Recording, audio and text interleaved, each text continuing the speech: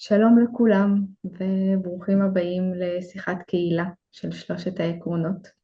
שלושת העקרונות היא בעצם שלוחת בת של קהילת שלושת העקרונות של 3PGC, של העמותה הבינלאומית לשלושת העקרונות, ואנחנו הולכים לארח היום את קריסטין היט, ואני מאחלת לכולנו ליהנות ממנה וליהנות מהזמן הזה יחד. השיחה הולכת להיות באנגלית, וההקלטה של זה תהיה עם כתוביות עבורכם בעברית.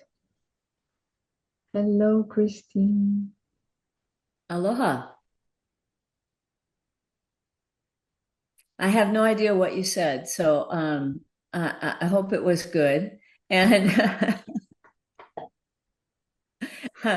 I think that topic that I'm going to talk about, and I'm not really like a big, I'll talk and you listen. So if anybody has questions or things that you'd like to talk about, I think a kind of give and take is a better style for me. I'm not an orator. But I do, I've been a therapist, a mental health therapist since 1976. So that's probably before some of you were born. And I came across the principles because I was kind of going to get out of the field. Because although people would get a little bit better, they weren't happy. And I was not happy. And I thought that there should be something more that people got from mental health care than was currently happening for people. And I had, I was studying with lots of people, and I had supervision from lots of people, and they weren't any more happy than I was. So it didn't look very promising to me. So I was going to get out of the field and go back into working in business, because that seemed to be more something that at least I could do well. And then one of the things that I was looking for was a husband, because now it was 1980, and I really wanted to get married because I thought that if I got married, then I would be happy. And so I had this idea that if I went to psychology conferences instead of going to clubs, that I might meet somebody that was a little bit more appropriate. And so that was really my whole impetus in going, although I had like a friend of mine, this man who was a roommate of mine in my 20s, had his, he had gone through a real trauma. His parents were both survivors of the Holocaust, and his father had a heart attack mowing the lawn, and his mother went upstairs and killed herself at the same time because he died and she died. And this was very traumatic for him. So he was like a real mess when he came to live with us. And he started to see another therapist in town, Joseph Bailey. And it really would irritate me because he would go and I'd say, well, have you dealt with this yet? He said, no, but I feel better. It's like, well, have you dealt with this yet? He goes, no, but I feel better. And it really irritated me that this psychologist was not getting him to deal with his issues, with what had happened to him and what was happening in his life, because he was kind of a mess. And he started to have a relationship with a woman that lasted longer than a month. And he was a salesman for Nagley Signs. And he could barely keep a job.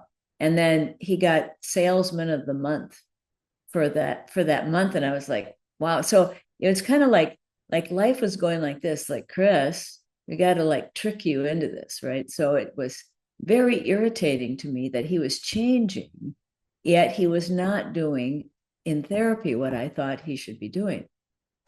And at the same time, I was starting off as a therapist, and I worked in a program that dealt with people that had chemical dependency issues and family sex abuse issues. So it was like I started off with some of the most difficult kinds of experiences with people. And the woman that I worked with that did the group with me, her husband ended up in the same group with this guy and Joseph Bailey. And so she's telling me about how he's changing and how he's getting better. Now I'm really upset because I do not know what this guy's doing, right? And so he brought up Roger Mills, who was one of the founding psychologists of this work, and for a conference. And I thought, well, I might as well sign up for the conference because I might meet somebody, another psychologist there, somebody to marry me, right? And so it was totally a hunting trip for me. I was looking for a husband. But on the other hand, this woman that I was doing the therapy with, she told me, she said, Chris, I don't know, but I think you should go to that training because I think you're going to hear something. And I was like, oh, this is too weird. All of this was coming at me. Like I was just getting kind of brought into this. And I thought, okay. So then I signed up. And the first day was, you signed up for the one day. And then the next day was optional for the second half. And so I thought, well, if I meet somebody the first day, I'm going to be wanting to already be signed up for the second day so it doesn't look so obvious, right? So it's very calculating on my part.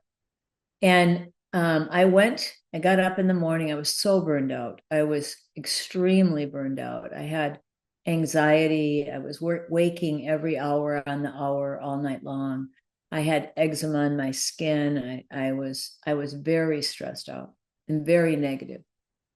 And so I went to the training, and I was kind of the person in the audience you hate to have in the audience because they're asking all the argumentative questions, and so I would ask a question and Dr. Mills would answer me, but it would go over my head. But I thought everybody else in the group was a psychologist or a psychiatrist, and therefore they were so much smarter than me that they would understand him. So I didn't argue because I didn't want to look stupid if everybody else understood it, right?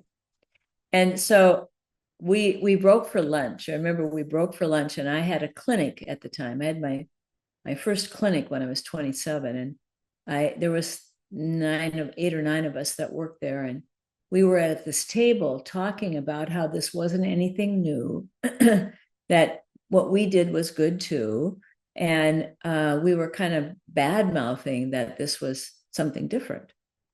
And I got up from the table, and this kind of magical thing happened where I walked away from the table and everybody else at the table stopped in time. So it's kind of like, the TV show when everybody stops and the main character keeps walking. That happened. And I thought, oh, weird. And so I turned around to go out. And at the same time, Dr. Mills had gotten up from the table. Like now I know he probably wanted to calm me down a little bit so I wouldn't be so disruptive. But we kind of walked out the door and we were talking. And I have no clue what he said to me. Really, I have no clue.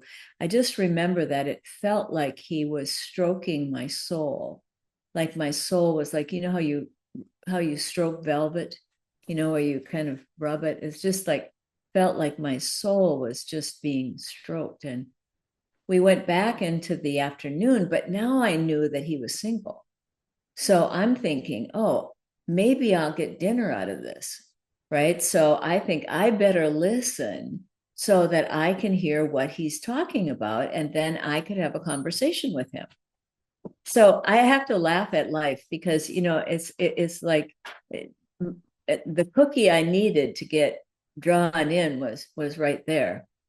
So we went back in the afternoon. Now I have to understand, psychology at this time was really anti-positivity. Like if you were the Christians were into positive, but it was considered bad therapy if you were focusing only on the positive. So he started talking about the positive, and I was like, positive? Yeah, I could do positive. And then now you got to understand, I was the queen of negativity. I was very aggressive and very angry. I taught women how to get angry and how to get their anger out. That was my deal. And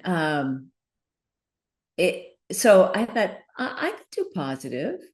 So then there was a break, and I remember there was a psychiatrist that was there, and we can't even figure out who it was anymore. But I went up to him and I said, "Well, what do you think about this?" And he said, "Well, it makes common sense to me. I think it's really good." And I was like, "Well, if a doctor thinks this is good, I should listen." Right. So now I got big ears. I have big ears, and Roger put this picture on the board of how the principles work.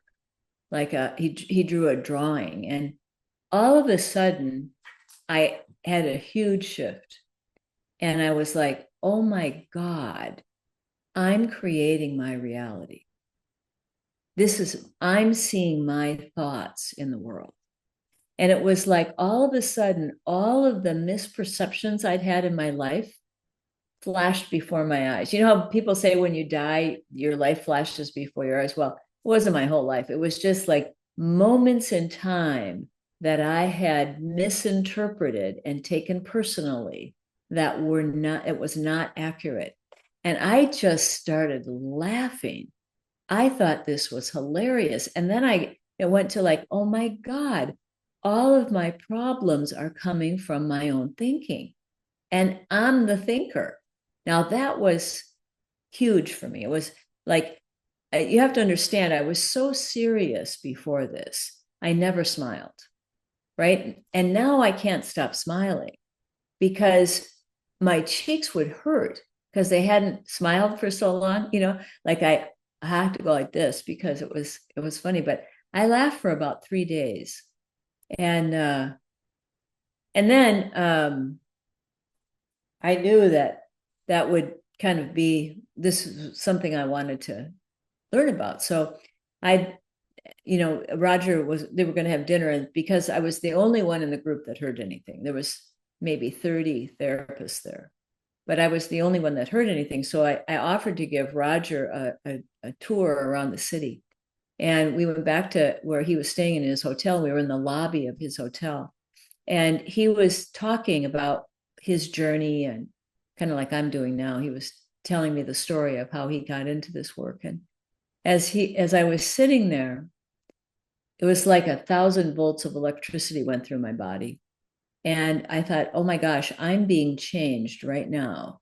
And this is going to be my life's work.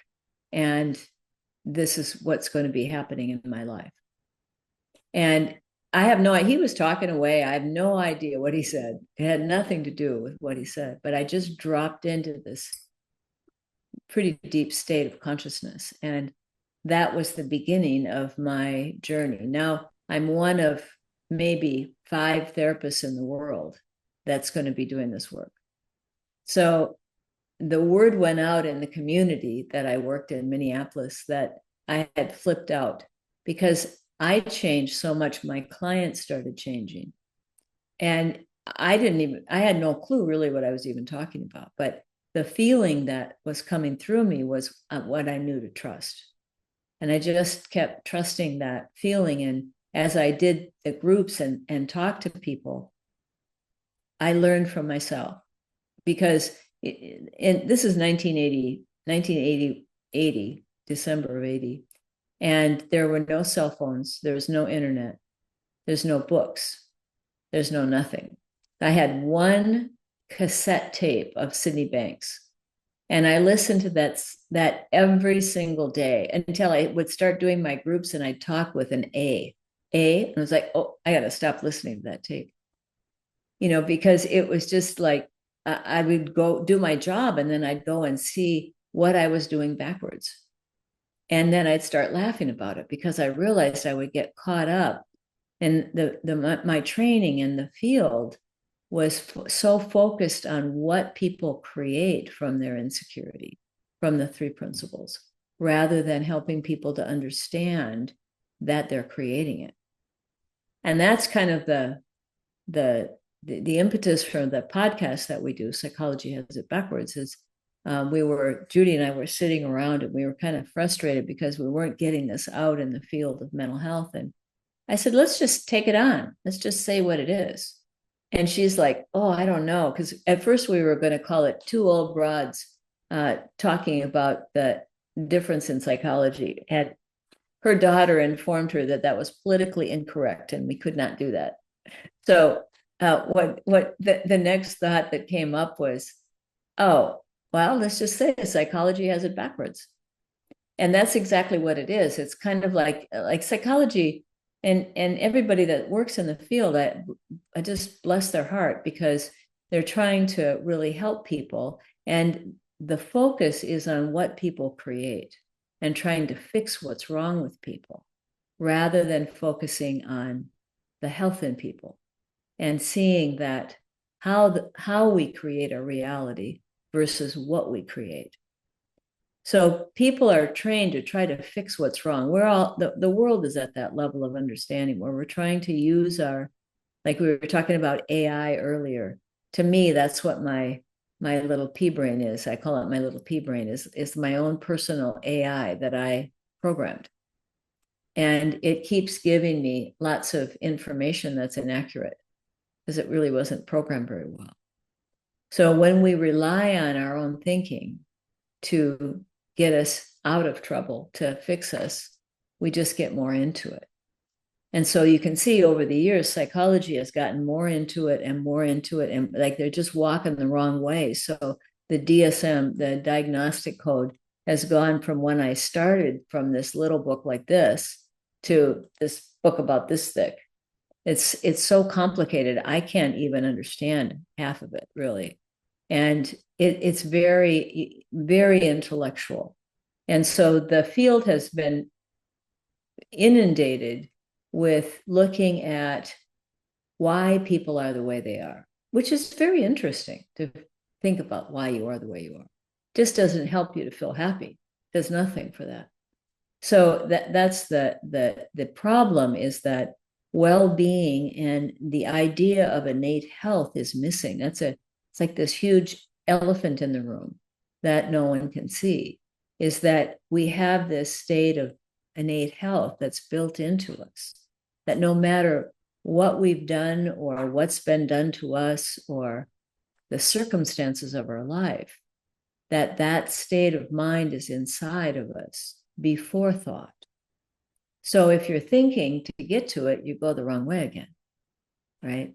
And that's where the field is, thinking about it all, being fascinated by the individual quirkiness of people, the ability that people have to create all kinds of realities. And then you get so lost in that you want to be fixing it. And sometimes, it's like over the years, people have gotten better. I would say we've moved in the direction of looking backwards. I mean, mindfulness is a little bit better. It's talking about trying to change your state of mind a little bit without an understanding of it. But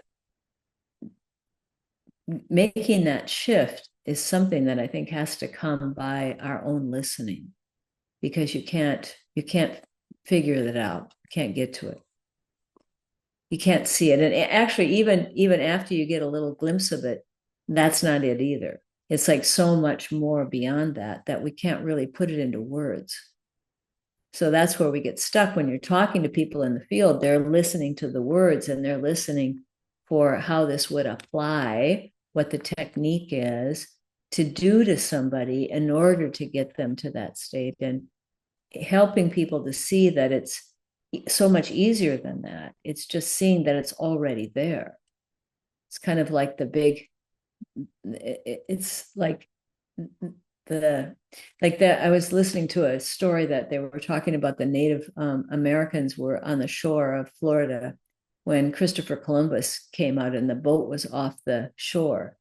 And they'd never seen a big boat like that before. And they literally didn't see the boat until the people came to shore. And then all of a sudden it became real for them. And that's kind of what it is. It's like you just can't see it.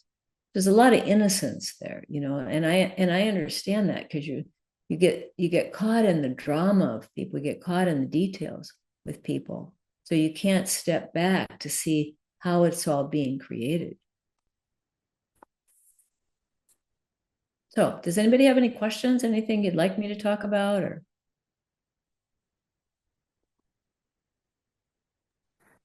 Yeah, I would love to ask a question. Mhm.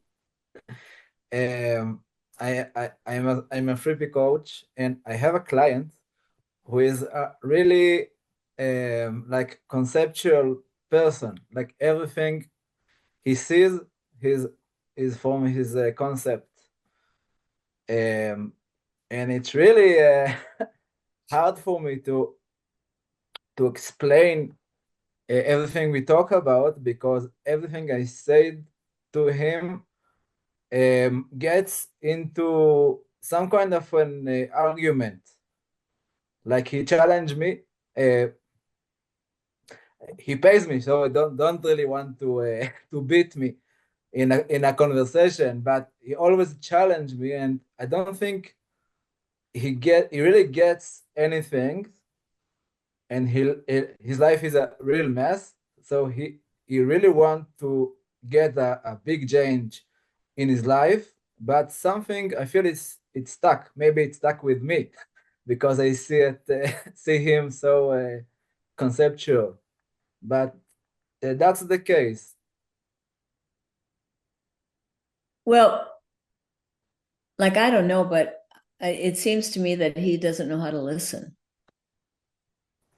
Because when I told you the story, when I was in the audience asking all the argumentative questions, when people are in that state of mind, it's kind of like you're doing battle with their thought system. So you're talking about the truth of it, and there's an interference coming in from their own thinking. So it's what I call, you have to go in the back door. Because if you talk to them directly about it, they can't take it. So do you meet with them in person or online? On the phone. On the phone. Okay. And what kind of a contract do you have with him? Like what does he agree to? He paid in advance, so he's obligated for like 13 hours with me, at least once a week. Um, like what else? Well, I try to get on the same page with the client. Like, it seems to me you're not on the same page with him. You're trying to teach him something and he's not taking it.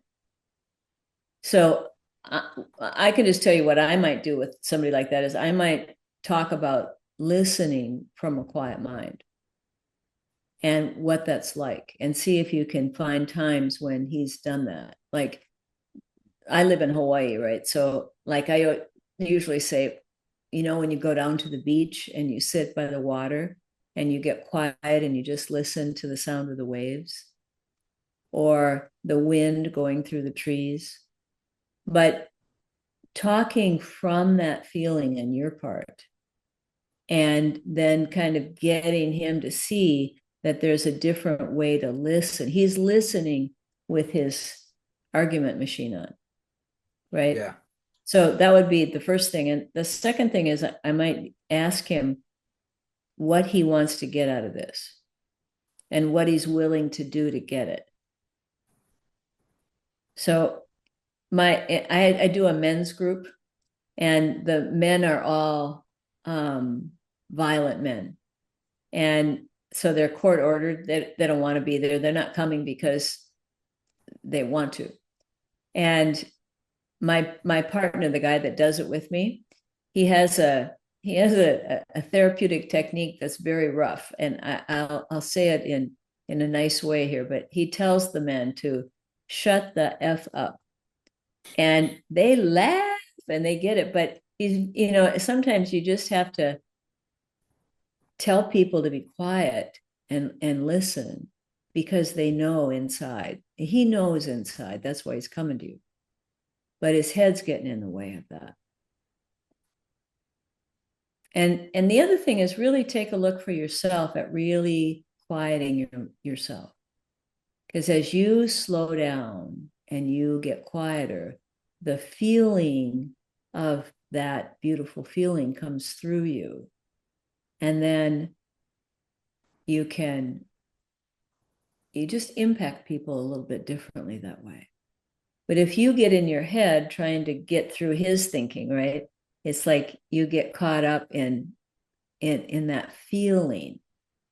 So I know for me, when I first learned this, I was still going a million miles an hour.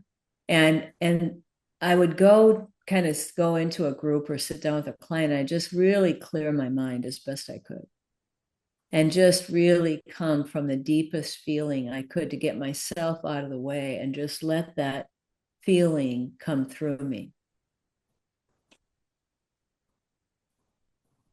And you might not even talk about thought or about his life or about anything. You might talk about, like I was going to say, a thing to do would be like to go, if you're meeting with him in person, go for a walk in the park and talk about the birds and the trees. And you're just talking from that feeling. You don't have to talk about the principles. You don't have to teach him anything.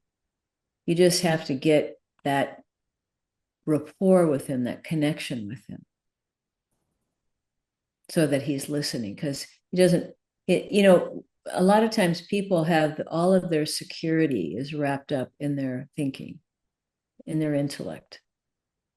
And it helped them to survive whatever they went through.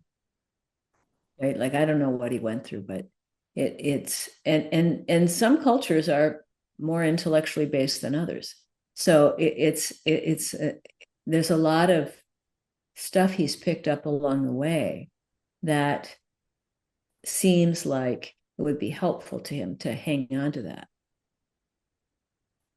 So you just have to talk to him about innate health and about how if he lets that go, he's okay. It's nothing bad's going to happen if he just listens for a little bit. Like, just say for 1 hour when I meet with you, see if you can go to that place of not caring, if you agree with me or not. Because that's what he's doing. He's arguing with you because he's thinking about what he knows and how that's what you're saying is not correct and not right. And so he's busy thinking instead of really just listening for what he wants. And, it's just like reminding people the reason they're there is because they want to feel better. And that's the antidote, is feeling better.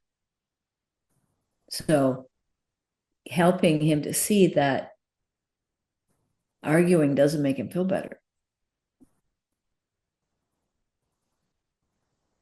It's like connecting up. You got to connect up the feeling to their experience, because they're so up in their head. They're not listening to their whole body. They're not listening to the feeling state they're in.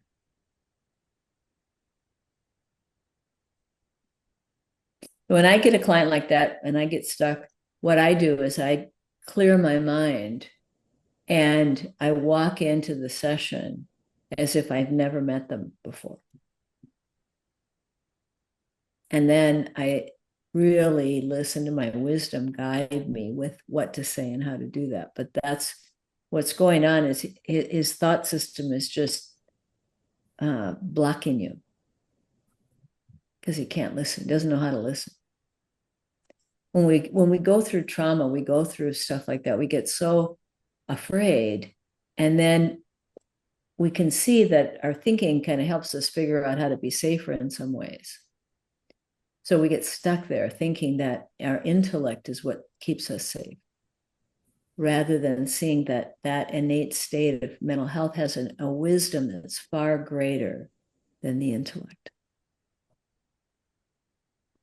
And it will help him to find what he's looking for.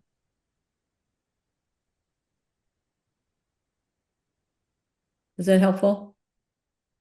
Yeah, you gave me a lot of ways to to go from this. Yeah. Can I say something on this issue? Absolutely. I find that often I need some guts to say what has to be said in moments like that. Yes. Yes, it's true. It's like our own insecurity can get in the way because you're fearful that they're going to react to you, right? But if you just trust your wisdom, the more you can just learn to talk from your wisdom, you'll say what the right thing, but you'll say it from a nice feeling, from a feeling of love. And you can get by with saying some really hard things if you're coming from a feeling of love, because you say it differently. But if you get insecure and then you say it, it kind of comes out with a little edge, and you might get a reaction. But that's it. I'm probably to a fault. I am quite direct with people. But to me, that is because I'm not really thinking about doing it that way. I'm not trying to do it that way. It's just the way it kind of comes through me. But I know that if they can see something deeper, they're going to feel better. And so I don't care if they react. Like, I don't care about that, because then that becomes just an opportunity to help them to see how to find what they're looking for. But that's a really good insight, because our own insecurity about things does, get in the way. Most people do not like conflict. I mean, very few people do. And we avoid it at all costs. But you got to see that, remember that when you do that, what you're seeing is your thoughts. You don't know they're going to react. You don't know they're going to see.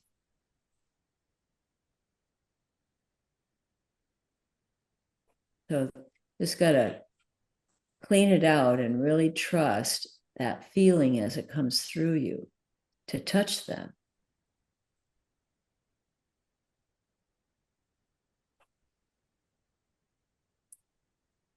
In my men's group, I always take it on the chin, because, of course, I'm a woman, and many of them have thoughts about women, especially women telling them anything. And so I almost inevitably, the first 2 or 3 groups, I'll say something that I think is pretty small, and they're like, "What?" But later on, like, one of the guys just graduated, and my partner said, "So what did you get from being in the group?"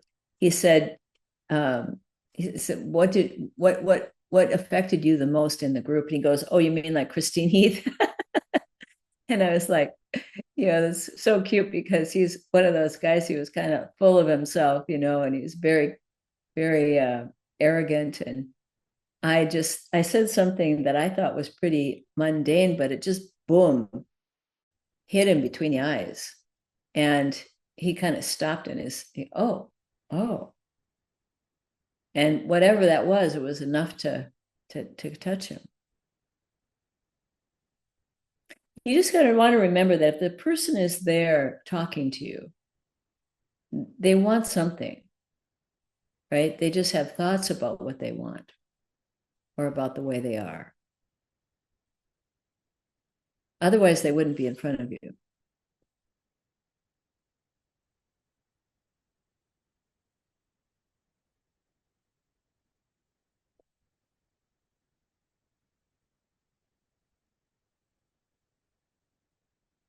Everybody's looking for the same thing. It's just where our ego gets mired.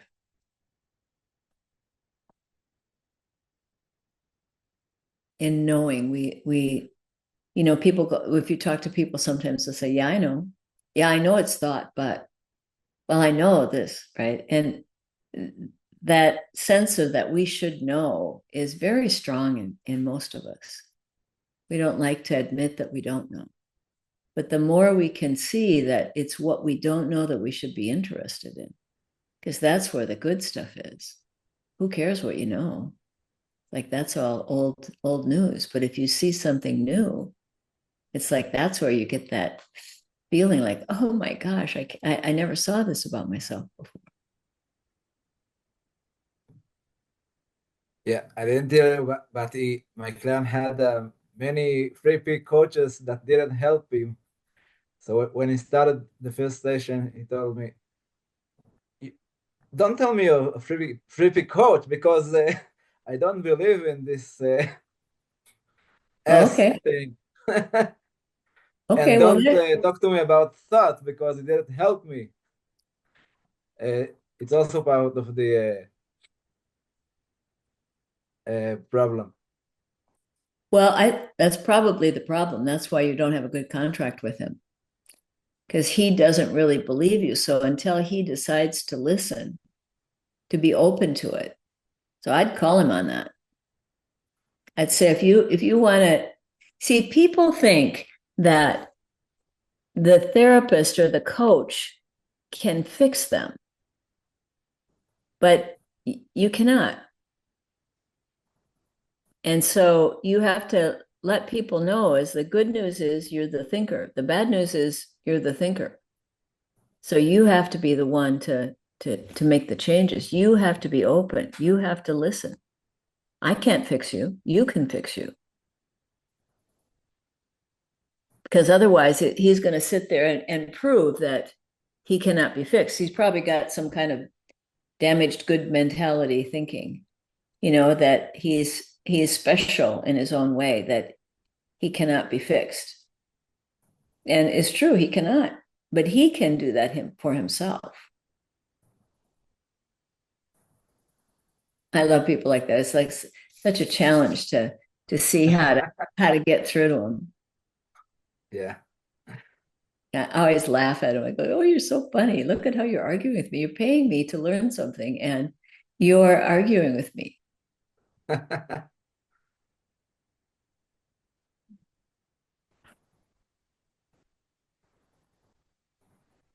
Anybody else got something? Anybody want to share anything that they're seeing? I would love to ask something. Okay. Chris, can you say something, or maybe say a little bit differently, maybe, about trauma and the idea that people have about you have to process it? Can you say something about it, please? It cracks me up because in the 70s, when I started working, right, that's what we did. We have to process all of the abuse, all of the trauma, everything that happened, right? Go over it and over it and over it. And now here we are, 45 years later, and it's the new thing. But it's kind of an example of how you get in a loop in thought, right? Psychology is in a loop. It's just going back through the same thing again. So trauma is it is a unique individual experience. You can have someone who's gone through awful things and they are not traumatized by it. You can have somebody who trips on the sidewalk and gets traumatized by it, because trauma is a product of our own thinking. The way that we think about what happens to us at the time doesn't mean that our thinking makes it a good experience or a bad experience, but whether it becomes like locked into your memory as a truth about life. That's kind of what trauma is. It's like something happens, and from that we get thinking about life, about our vulnerability in life, about the possibility of bad things happening, about living in fear without realizing the fear is being caused by the memory that's carried through time. So one of the things that psychology has proven is the more you think about something, the harder it is to forget. So taking people back to relive trauma is helping them to keep it on their mind. Okay, so the more you think about something, the harder it is to forget. So what happens is that forgetting is really what needs to happen. But if you think that your thinking about that event is what's going to, usually people get kind of a feeling of being a victim, that powerlessness, the randomness of some things that happen. And then as soon as it happens, you start thinking about it. And whatever that thinking is that you do about the event that was scary, that is what causes your trauma. And that's the thinking you carry through time. And the more you think about that, the more real that gets. The more real that gets, the more you think about it. So people don't see that that's just the nature of thought.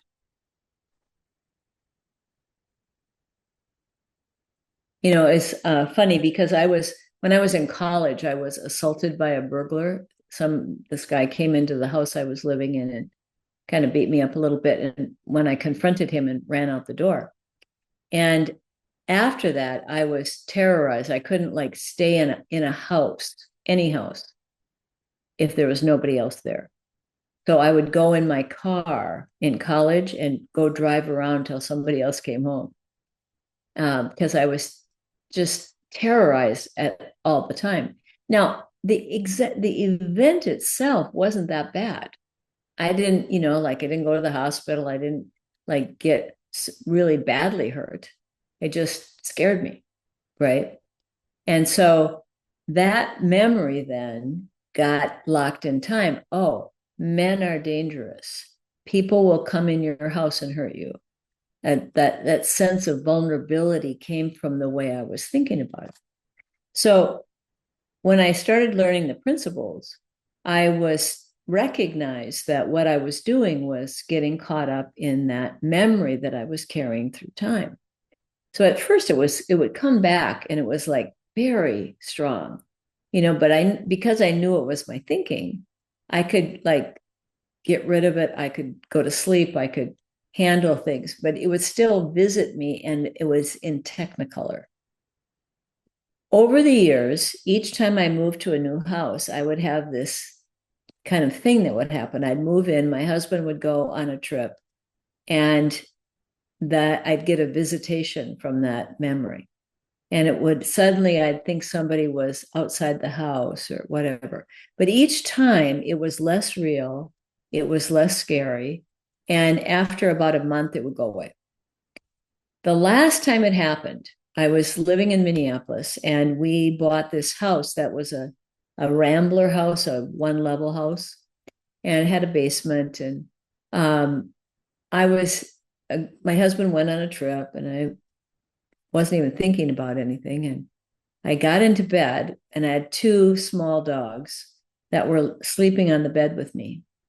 And I'm just going to sleep. And all of a sudden, I heard somebody walking upstairs. And my heart, boom, out of my chest. I can't move. I'm like, somebody's in the house. And I looked down at my dogs, and they're like totally sleeping. I was like, weird. And then this little voice comes in my head. My wisdom came in my head and said, Chris, there's no second floor on this house. Nobody can be walking over your head. And I was like, I can't believe this. It was so funny. And then I thought, well, what was I hearing? And I realized it was the sound of the pulse in my ear. And my mind just took it and put it outside of me. And it sounded like it was somebody walking upstairs. And that was the last time it happened. But, it's kind of like those thoughts, because they're attached to survival, they get our attention, right? So they come back, and so they seem like they're special thoughts. And people think that you have to desensitize yourself to those thoughts, to those memories. But they don't realize that what they're doing is making them more real. So people will go through these exercises and they feel better until their mood drops, or until they're in a situation that reminds them of whatever happened with the trauma. And then those thoughts come rushing back because they don't know that it's thought that's creating their fear. It seems like it's what happened in the past.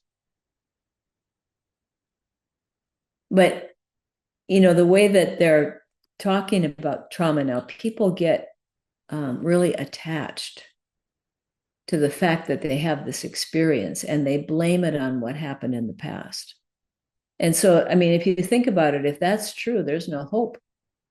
You're stuck with it for life. So what this does, the principles, is brings hope to people that have gone through really terrifying experiences and want to be free of that. But they don't think they can be, because they're told that the reason you're having this trauma is because of what happened to you. So the best you can do is see how to manage it, see how not to let it consume you. Do other things like go meditate and go do positive things, all which are fine. But unless you see that it's just thought, when your mood goes down, you'll have a visitation. It'll come back and it'll seem real again in the moment. It's just a current, it's like psychology goes through these phases. Like in the 90s, it was, I got to think I have to go backwards. No, it's trauma. And then it was, and the other thing that's very current now is ADHD and autism.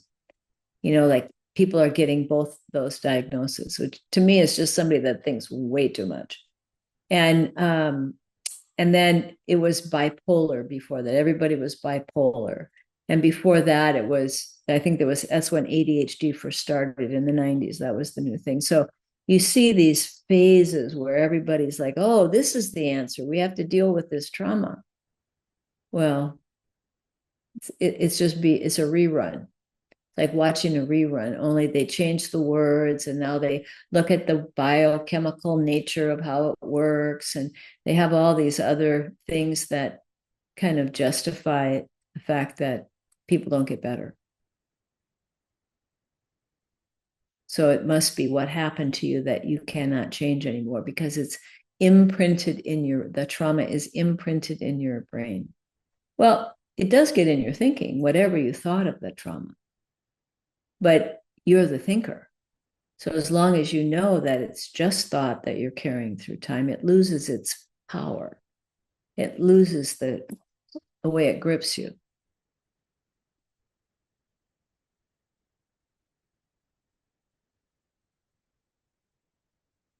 Now, there are some awful things that happen to people, awful things. And most human beings, when they have awful things happen, they're sensitive. So they take it personally. They take it seems scary. All of those things are part of our humanity, really, and the level of consciousness that we're still living in. So, as you know, I understand what it's like to be in trauma, but nobody wants that kind of experience. And so telling people that it's because of your past of what happens is just keeps them stuck in time. And then all you can do is cope. You have to cope with it. So you got to, get a dog, and you have to, use gummies, and you have to, do all these things, because what can you do? This happened to me. Now I have to do it the best I can. And that to me is a person's wisdom. Like they're really trying to feel better. They're looking for something to feel better, given the fact that this thing happened to them and they can do nothing about it. But they can do something about their well-being. That's what they can do. They cannot do anything about that happened. That's true. That happened. So there's an acceptance too that, okay, that happened to me. Now, do I want to live with that on my eyeballs, or do I want to be free? Like when people hurt each other, I always tell people, like, that person's taken a lot of space up in your mind. I would think you wouldn't want to share your space with that person, because they're dangerous. They're an insecure person. So that, it's kind of like the psychological innocence is also very helpful to people, that the principles bring, that we understand that people that do awful things, like the men in my group, they do awful things to people, awful things. They've been in prison many times. Like one guy had 4 different wives that he had to have restraining orders on him because he would beat up all 4 of his wives. And yet underneath it, they're just people that are lost in their own experience. Most of them have been traumatized themselves. They've been beaten. They've been gone through really awful experiences. And their best shot at doing life is to be aggressive. Take things personally, and then boom, they're off to the races. So everybody underneath that, even my favorite president, has innate health in him. He has that ability to be a loving person. I have hope for him. If he was my client, he's not. So I'm holding my breath to see if see what's going to happen, right? But everybody has it. Everyone. There's no exceptions. Because it's the gift of life. So as long as a person has life, they have innate health.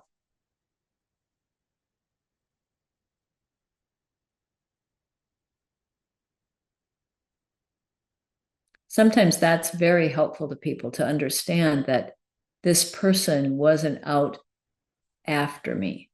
They were living in a hell in their head, and up looked like doing what they did. Like if you think about it, that a person rapes somebody or beats them up or does something horrendous, that's their best shot at feeling good. That's as good as they can see to feel good. Because if they could see to feel better in better ways, they'd be doing that.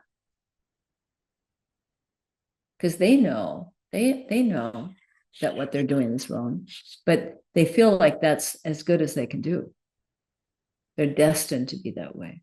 So power or control over people is the best feeling they can generate with their intellect. They don't know that deeper inside of them is the love and compassion they're really looking for. That they have to find that for themselves, rather than thinking someone else should have made them feel love or someone else could make them feel love.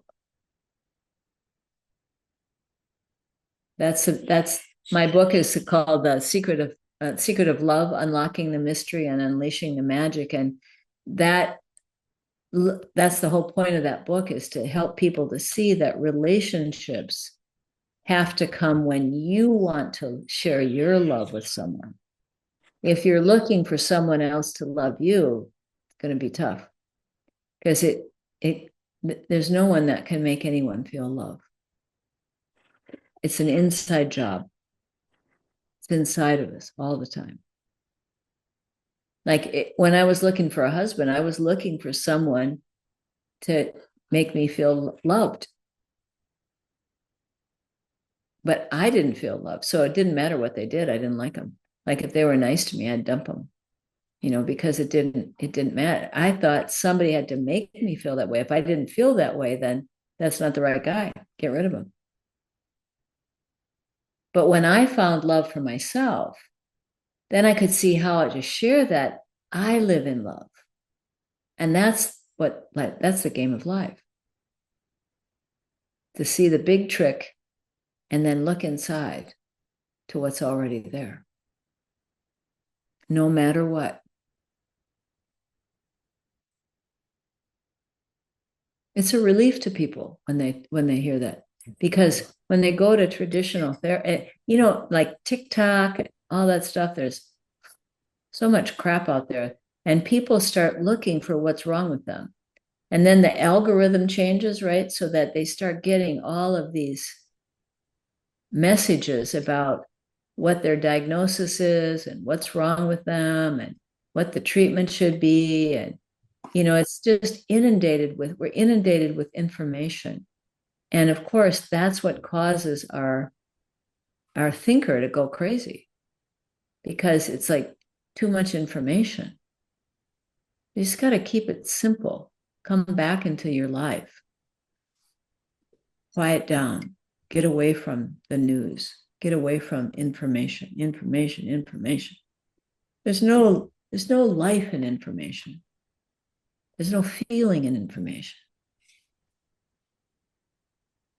That life, awakeness, joy, excitement about life, excitement about the unknown, that's built into all of us, no matter what. And we all lose it. We all lose it. And then it's like, see, there I am again. Yep, well, it'll come back. The ego is George Pransky said the ego is the pain magnet. It's true. Our ego is what causes our suffering, the way we think about ourselves, about life. And it does get colored by the things we go through, because innocently, as we walk through life, we try to make sense of it. And we make sense of it. Frequently, we make sense of it when we're very young and we have no clue what's going on. And then we live as if that's the truth.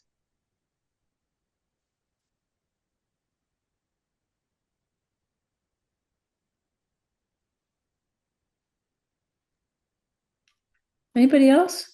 I have a question. Okay, go. What is the magic bullet of CBT? The magic bullet of what? CBT.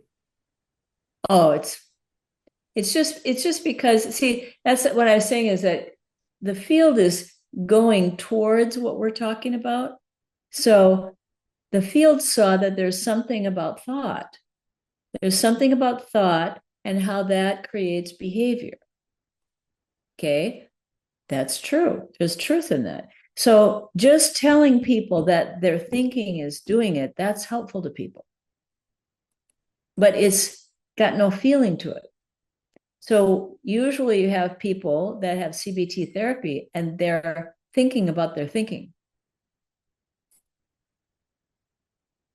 So they don't quiet down, they don't find happiness, but they're not suffering quite as much because they can see, okay, I'm doing negative thinking right now.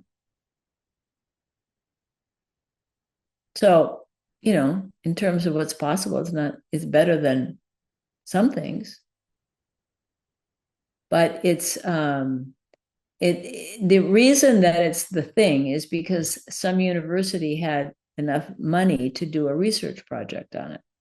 And they showed that there was some change. But you have to remember that the field of psychology is limited in terms of what progress is, what health is. They do not study mental well-being. To my knowledge, there's no university yet that studies mental well-being.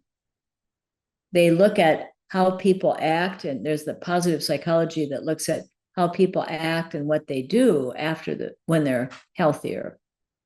But they don't understand what that state of being is in a person.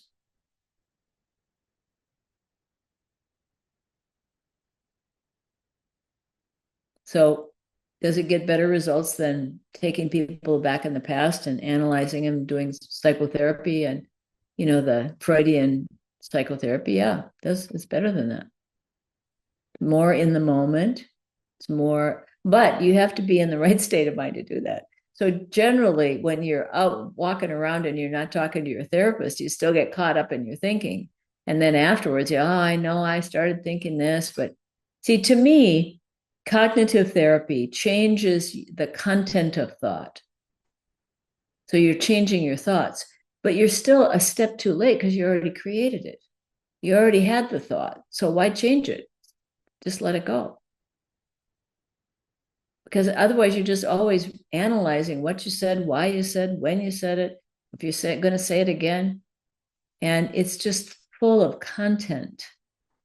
And what we're talking about is looking at the function that thought plays. Seeing how thought works in human beings to create that experience we're having.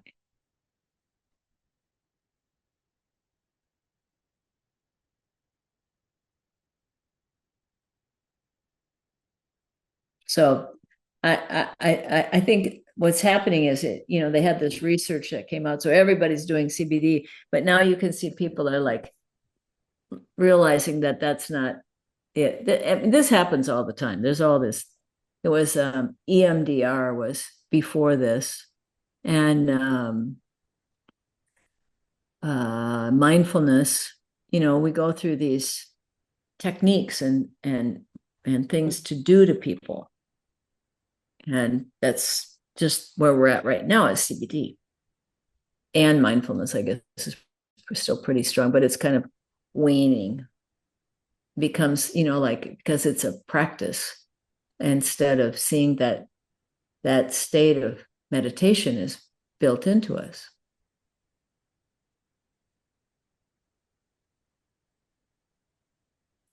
So it's kind of, to me, it's like you have to recognize that if your thinking is junk, you're just in a bad state of mind.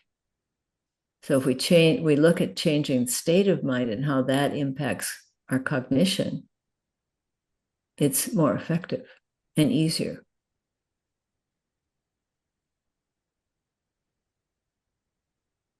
But most people I find that have CBT, they're thinking about themselves a lot. To me, it's like that's like therapy in general. It gets people thinking about themselves all the time. They want to come in and talk about me. Yeah. And if you're in a really low mood, you're just focusing on how life is hard and making you feel bad, and woe is me. It cracks me up.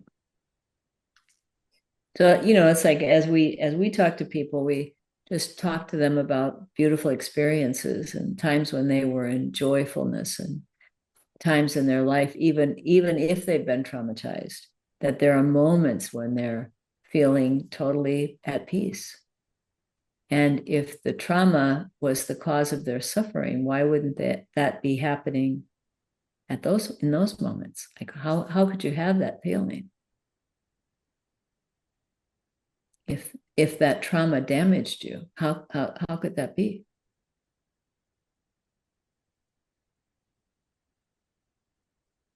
It's just an event in their life that happened. It just gets, consciousness. What happens is consciousness breathes life into those memories, and then it feels like it's bigger than you because it's so scary. My dad ran a movie theater, and when I was a little girl, I was the youngest in my family, so I went to the theater with them a lot. So I watched a lot of movies, and I have to tell you, I think impacted my perception of relationships big time. But I remember I went to this movie called The 13 Ghosts when it first came out.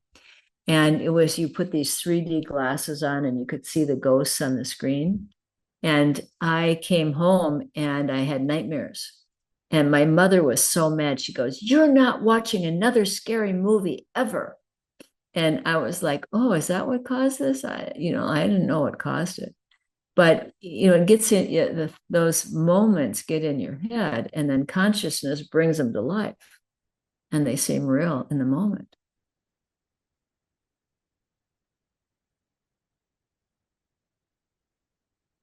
Did that answer your question? Thank you. Mm-hmm. Anything else? Cristin, this is wonderful, and I know we can sit with you here for a full year and not finish. Oh, is it? Are we done? We are way over the hour. Okay. I know you have a trip going, right? Yes, I gotta go to Minnesota. 5. Yeah, in Minnesota. It's below zero. Yeah. You know what that is? Celsius. Very cold. I know you're going to bring some of the sun from Hawaii with you in your suitcase. I'm going, like, I told my sister, I said, "Can't you do the funeral like later?" She in the goes, summer, yeah. "I'm doing it now and you have to come." I was like, oh, when you live in Hawaii, it's like, it's kind of cold today and it's probably 72. Yeah. So it's, but it's 7 below zero. It's going to have a high of 9 degrees when I get in on Wednesday.